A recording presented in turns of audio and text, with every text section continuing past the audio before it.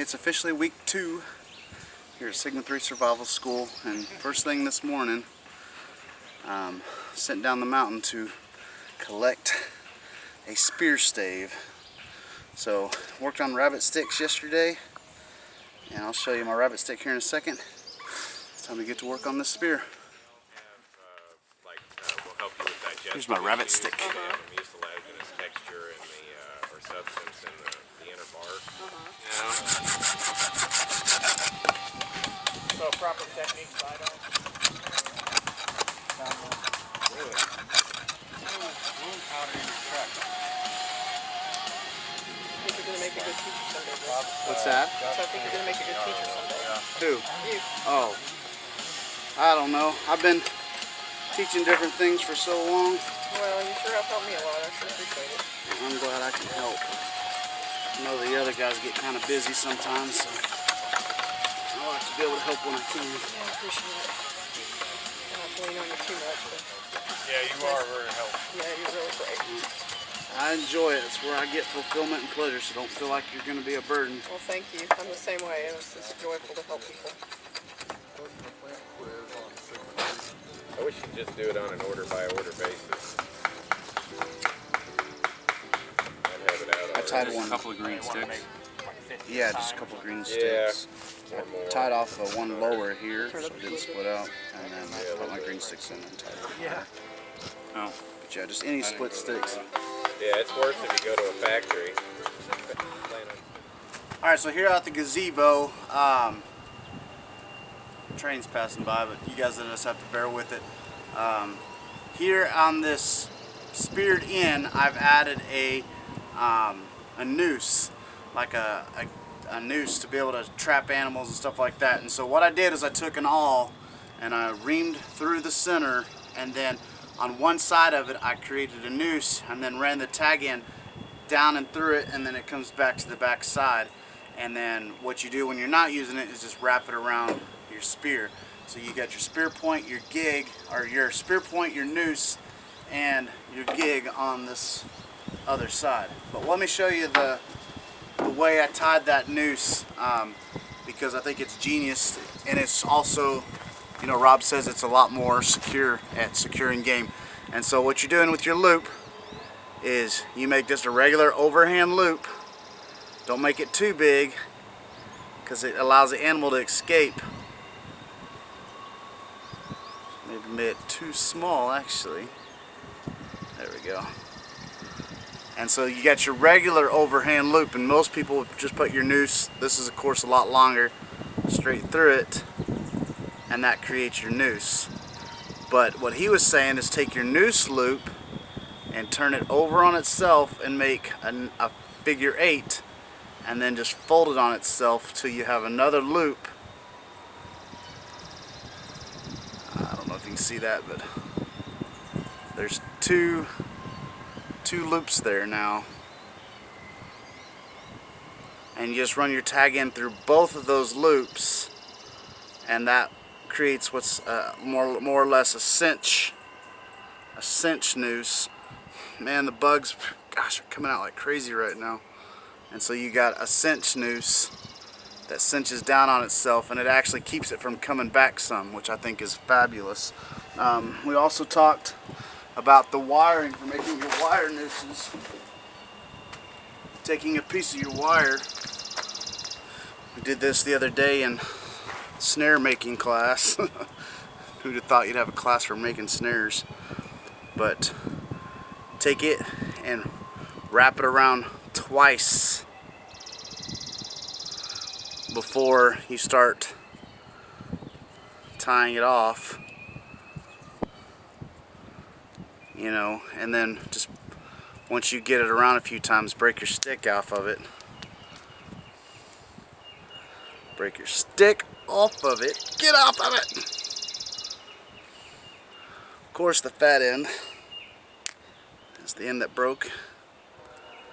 I guess don't wrap it as tight. So now you have a double loop here. I know this is really hard to see. You have a double loop because I wrapped it around the stick twice. Spread these jaws apart now. And now you can run the loose end through this double piece here, and that'll help cinch down on it, which is another great thing. Those are the things that I'm learning out here. A lot of these skills you can read in books and learn by watching videos, but having adequate hands-on instructions, they can teach you these nuances, they can teach you these techniques. I was trying to clean out the gig tips, and I was just having a heyday with trying to get my knife in there, and Rob gave me some tips on, you know, getting that done. And that's the stuff you learn, and that's what you're getting out of hands-on instruction. So really grateful for these guys out here. So I think it's on to go practice our rabbit stick throwing, and we're gonna do some more traps. So good stuff, guys. So I kind of like to think of throwing sticks kind of like I think about golf. When you hit a golf ball, you line up your toes. If you draw an imaginary line in the sand, that line should point directly to where you're throwing. And a lot of the throwing stick is all in the hips. It's not an arm fling or anything along those lines. In fact, your arm needs to, like your wrist needs to stay locked. You don't bend your wrist. You don't want to whip it or allow it to kind of freely, you know, move around. And so just like when you're hitting a golf ball, you know, you keep this left arm completely stiff, and you rotate your waist, and then you follow through on the target. And the way I like to do it is like a J throw, which is, you know, up over here. There's several different types of throws, but you want to start here, and then you want to follow like a J pattern through the air, and your arm is going to turn over to where it's like, you know, the bottom section of your forearm is going to be parallel to the ground. And I follow through, and I want to turn my body to where I'm directly perpendicular to the target when I release.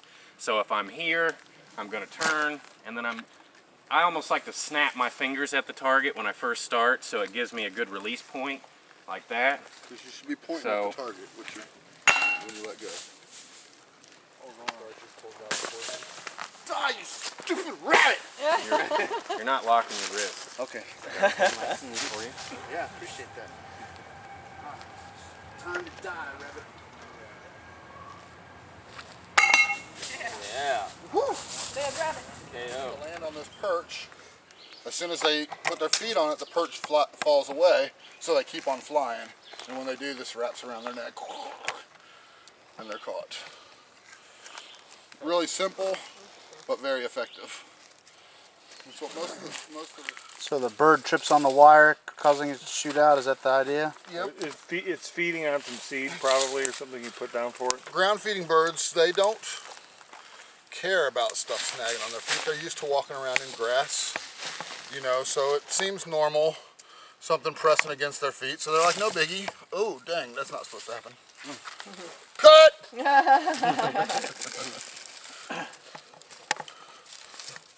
Let's make it just a little more angled so that don't happen again.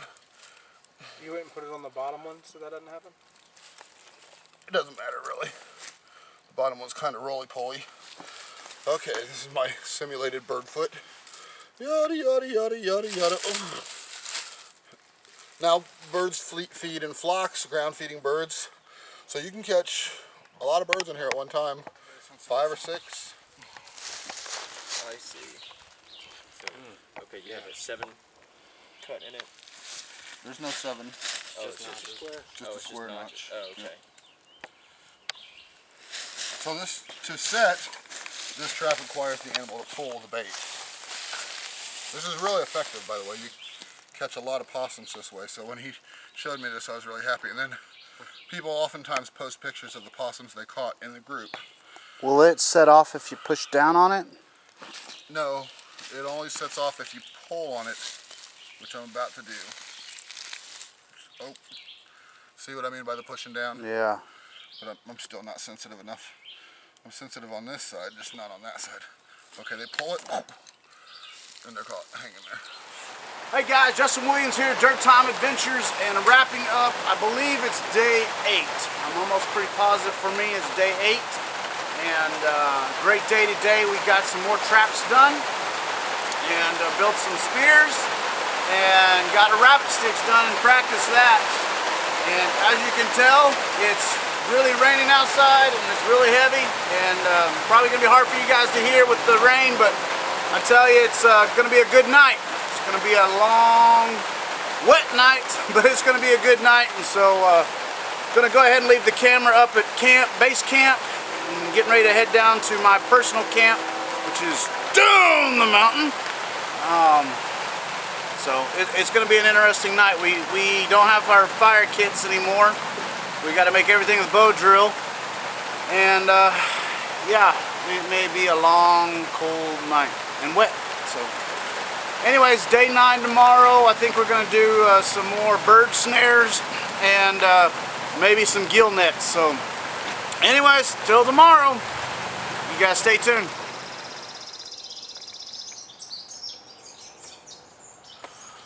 Well, day 9 here at Sigma 3 Survival School, and it's been one heck of a night. I tell you, we got some crazy thunderstorms and tornado warnings come through last night, and you know, it just was one of them things. You just had to endure it and suck it up, and I couldn't get warm. I shivered all night, and it's crazy because I don't even think it dropped below 60 degrees, but because of the moisture on my back, I just could not get my core body temperature to regulate, and so really had to suck up a lot of that, and it's gonna be a long day running on very little sleep, and it's gonna rain most of the day today as well. So train in the rain, sleep in the rain, work in the rain. If it ain't raining, you ain't training. Oh, never mind. Alright, so when we're looking for wood selection on a Quickie bow, we want to find, I mean, you can make a bow out of almost anything. There's a specific design and way that you tiller out each kind of wood, but for the most part, we're going to just try to go for the hardest hardwood that we can find. You don't necessarily need to know exactly, you know, what species of hickory, or, you know, those will be coming out of larger trees, but for Quickie bows, we look for something that is going to be relatively quick to process up, isn't going to take a whole lot of time to dry. And when we look at the piece of wood, we want to find a section on it to where there are no, like you see these little marks right here where limbs used to be and were knocked off for whatever reason. We want to find a section on there that doesn't have any of that, that's at least about 2 inches wide, the full length of the bow. And your bow's going to be anywhere from 54 inches to 66 inches, something along those lines. So I want you to find a straight piece of hickory, you know, find a section within it that doesn't have, you know, any of those knots like here and then on this side of the tree. Cut it flush to the ground, and then we're going to take it back and we're going to debark it and start kind of roughing it out. Bow stave selection.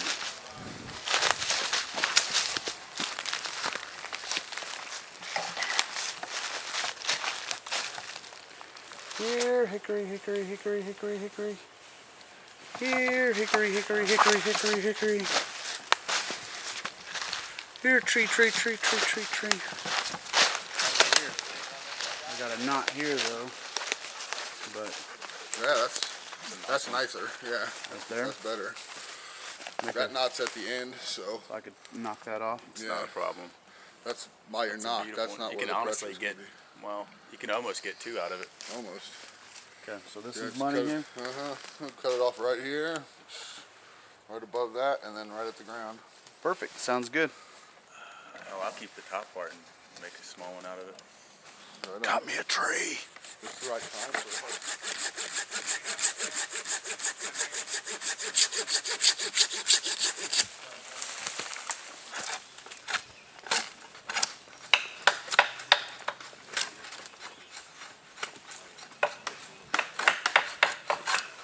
How many inches should I leave for the back of my bow, Josh? About 2. That top, look at the top here. Is that looking okay? Yeah, that looks good. Should I thin it out more? That looks great. Perfect. Perfect. So like I said, I got my center line marked right here. And from there, you can either actually use complete measurements and do 2 inches on each side, or because last quickie bow I made, I did exact measurements. So this time, I'm going to just get a feel for what it would be like to do roughing it. Because in the field, I'm probably not going to have a tape measure. So I would use the string method and find the center, and then go ahead and mark with my fingers what that would look like, because I think that's a little more realistic than having a tape measure in the woods. So there's my handle, and I can get a feel for it, seeing what that is, and I may come out a little bit wider, just a tad.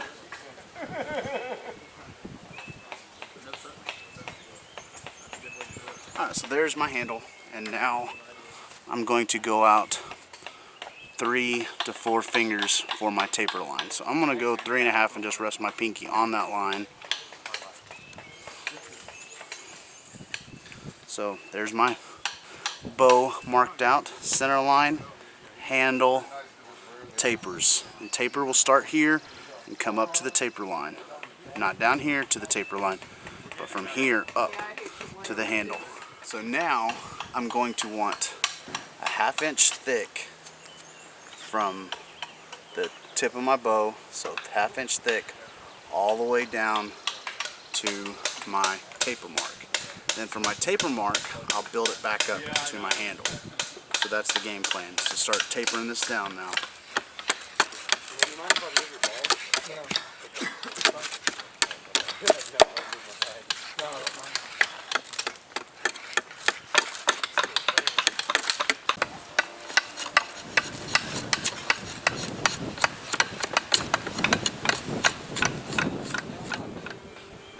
Anyways guys, got my bow pretty much roughed out. I busted out my handle a little bit, so I'm a little discouraged about that. But lucky this is a quickie bow and not a regular stave. And the bark's still on this side, but as it dries, we'll remove this bark. Day 10 here at Sigma 3 Survival School, and this is day 2 for working on bow making. And went ahead and removed the bark, and now doing some primitive burnishing, where you take a solid surface and compress the fibers in the wood, helps give it strength. So anyways, let's give it a shot. Who else has bark?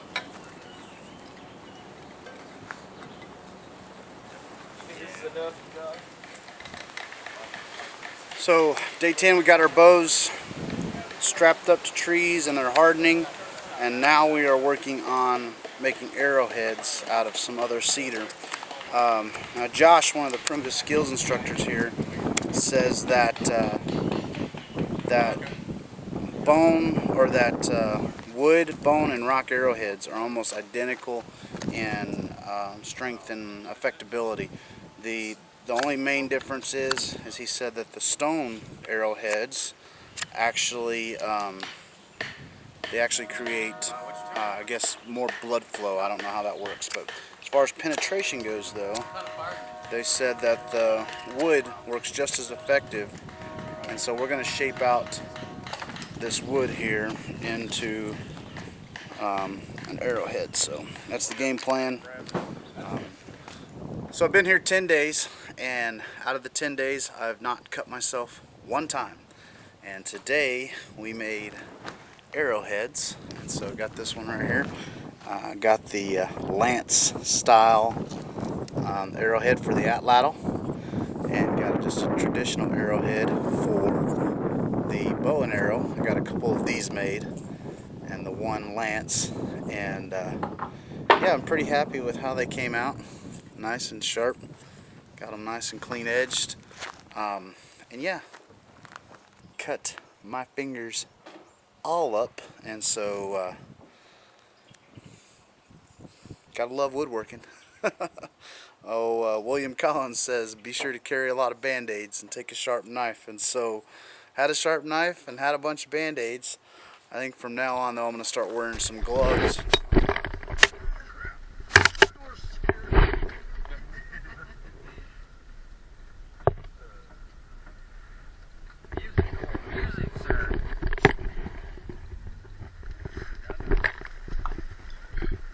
So we're here at Baker's Creek, and what we're doing here is collecting arrow shafts. We're looking for willow branches that are as straight as we can find, and we're going to heat bend them to make actual arrow shafts to attach our cedar arrowheads to. So these are simply just quickie arrows for our quickie bows.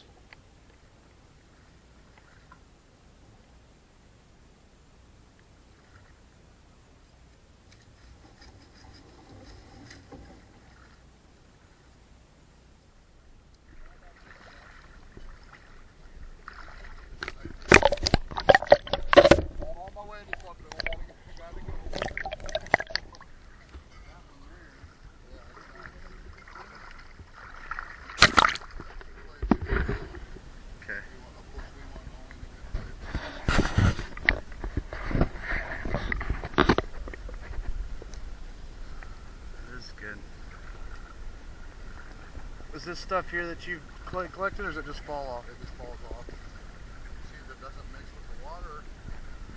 It looks like cow patties, huh?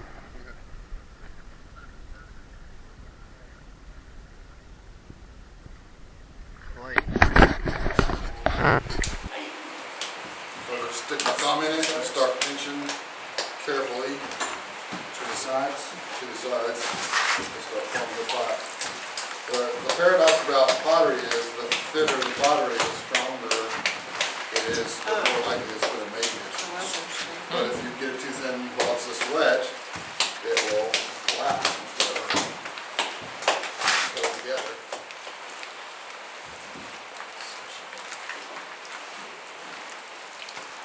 So how many clay things have you done? Quite a lot. Oh, well, yeah. Too many to count.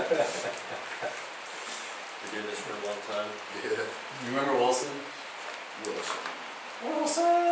Yeah. Once you get it to about where you think you want it, do we just let it sit then? Yep, set it down and, Sit it on the floor? yeah, start. And then make another one. Like I Or said, like don't say generally, any more than one. generally you get a 50% success rate. We did better with this clay last time. So hopefully we'll do better again. But it's always a good idea to make two or found a piece of gravel. So I'm really pleased with how my clay turned out. Still got a lot of work to do with it. But let me give you a close-up, and so you can see a little bit of what we did today. These are just the bases to our pots. We'll start at the base, and then we'll add some coils around the tops of them. So let me give you a close-up.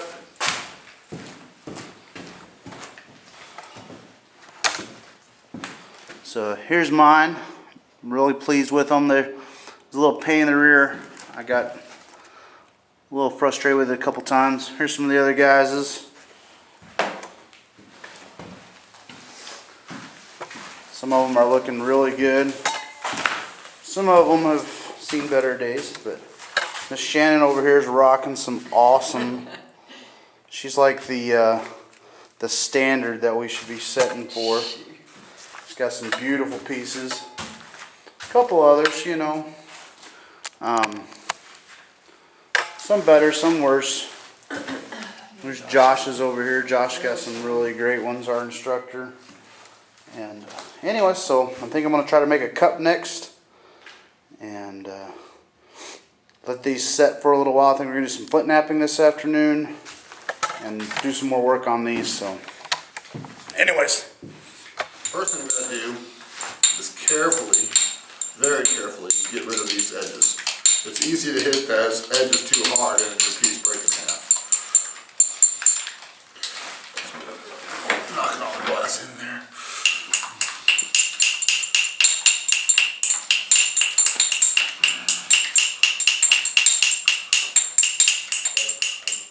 Got a little bit better.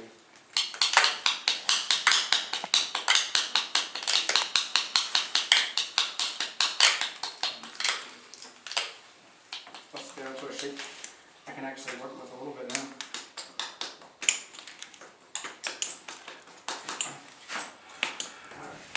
They have like the little Walker P-Guide ones. Yeah, you go over to Japan, man, and you get they have these ones. Yeah. Those ones are good. They have full size. Airsoft gun. They have airsoft. They have full size. It seems tough. That's the thing, and they were supposed to be 14 and up, but some little guys snuck in and they were like 12 and 13, and the flint napping thing is what they really like the most. If Even though that, you get part of the way done and then someone starts following you here and there's other people coming there, you're going to get off track and then you're going to end up with one strand somewhere going, what do I do with this?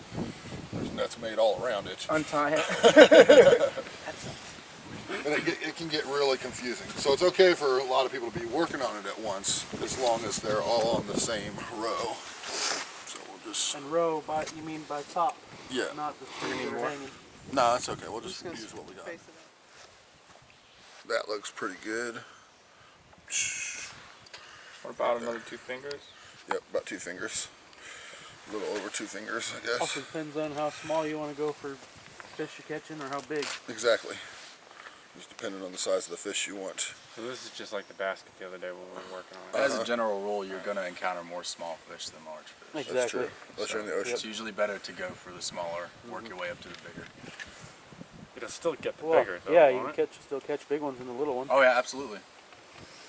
And I'm just going across and taking the one strand that's left after each one and grabbing the middle strand of the next one.